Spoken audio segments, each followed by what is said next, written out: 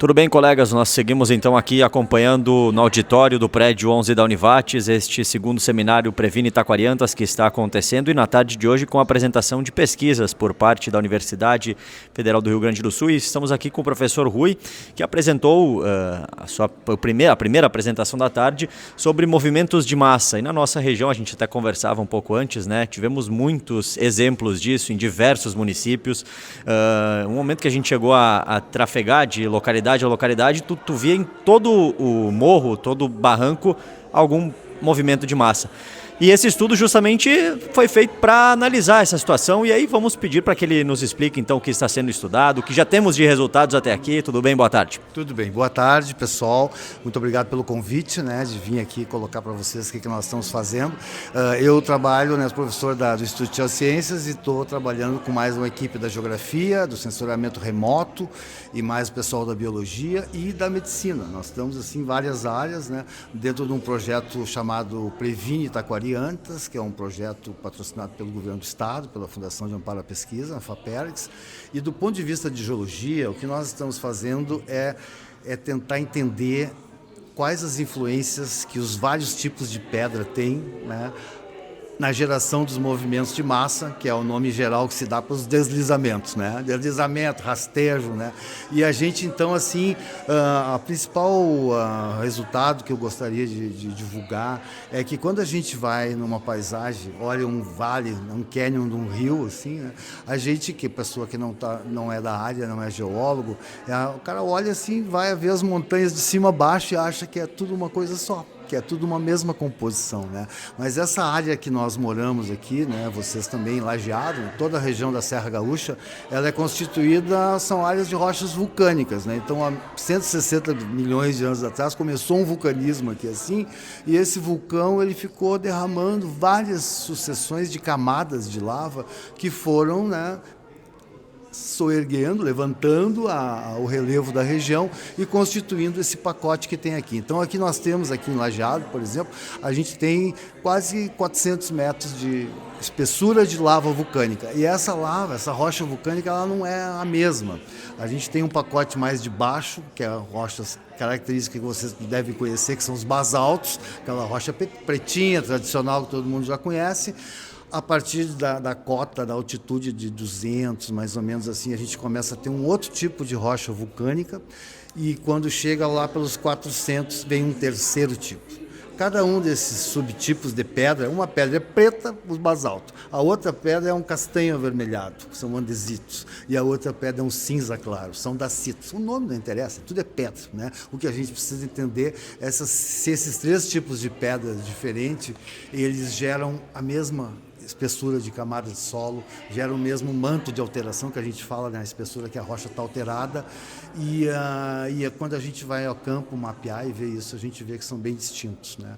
Umas rochas têm mais propensão para desenvolver material solto, para alterar com a água da chuva, com a variação de temperatura do sol e do clima durante o ano, né? As rochas vão se decompondo para transformar em solo. Umas fazem mais rápido, outras fazem mais lento, né?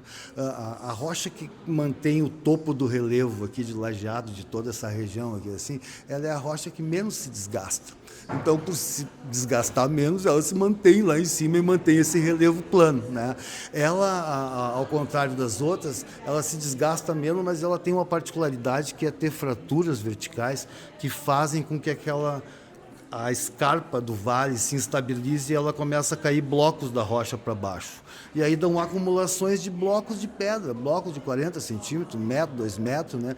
Envoltos em solo, em árvore, todos os materiais que estão na superfície. E é isso que gera o volume de material que vai se movimentar ou por ação pura e simplesmente da gravidade, que a gente tem lugares que são muito íngremes, né, muito verticalizados, ou então que vão ser movimentados pela ação da água da chuva.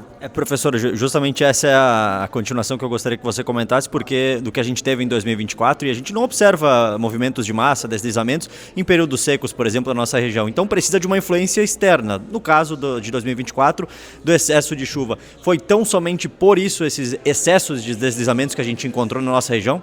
Foi, assim, dominantemente foi por isso, né? Então, assim, chega um ponto que quando o solo e a rocha alterada saturam de água, né, que eles ficam totalmente, todos os espaços vazios que porventura tinham ali tão com água, nesse momento o solo perde a resistência de se manter unido, ele cisalha, né, e ele então escorrega. Então a gente vê assim grandes deslizamentos que a gente vê que fica rocha fresca, né? Quer dizer, tudo que tinha em cima foi tendo mata nativa ou não tendo mata nativa, não, né? Porque às vezes é uma questão, não tinha mato, preservou. Nesse caso não, quando satura de água vai com mato, vai sem mato, vai tudo abaixo, porque tu perde a coesão e a resistência do solo, né? Então assim, essa é uma situação.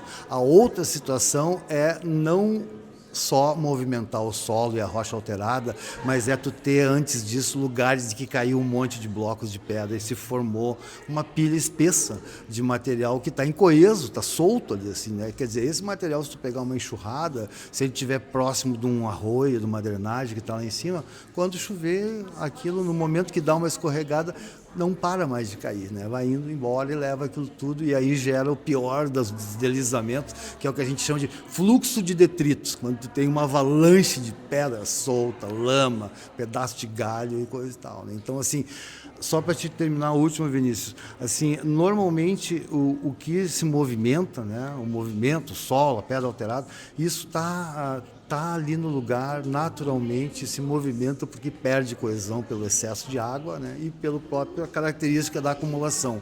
Mas também tem uma coisa que é bem importante, isso vai ser uma ótima oportunidade para tu me dar, para eu poder falar, que é o seguinte: as intervenções humanas facilitam muito o deslizamento, né? A gente, quando mora numa área inclinada, né, eu vou aproveitar que tem um vídeo aqui, quando a gente tem uma área inclinada, a gente faz as estradas aproveitando as curvas de nível. Porque se eu fizer uma estrada reta, essa estrada vai virar uma valeta, né? E essa valeta só vai se aprofundar, né?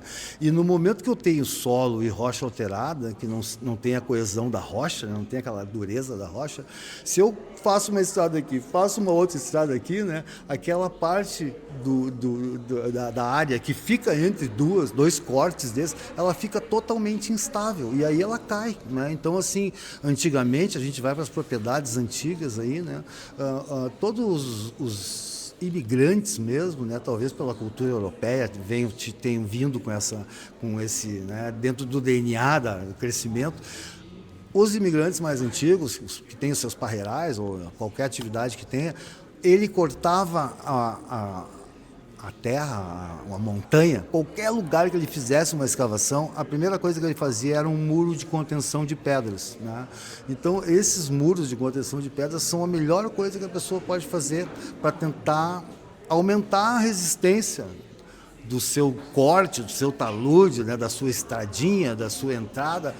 É a melhor coisa que pode fazer. Então, assim, a gente reforça essa opção, assim, né? Muitos dos problemas não precisam, assim, de o cara ter uma empresa de engenharia, um projeto grande. Não.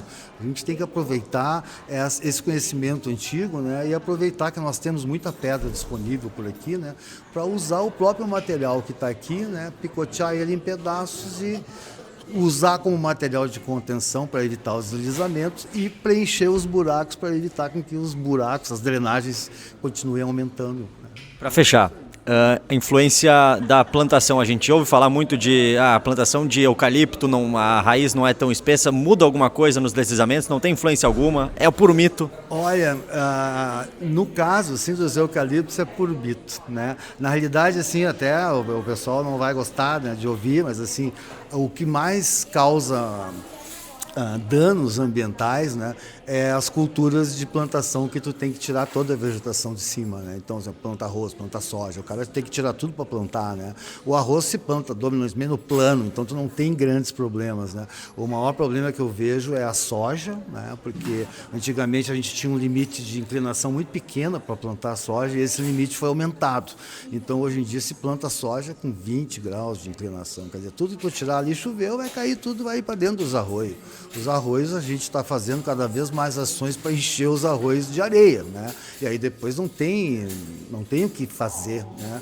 Só se mudando ou ampliando. Uma outra coisa que é muito importante, a oportunidade aqui é ótima para isso, é também colocar que se os rios estão cheios de areia, os arroios estão cheios de areia, é porque todo mundo tirou a mata nativa que estava na beira do arroio, né? A gente olha o Taquariantas, olha o Rio Caí, tem trechos enormes que não só não tem a mata ciliar, mas não tem mais a barranca.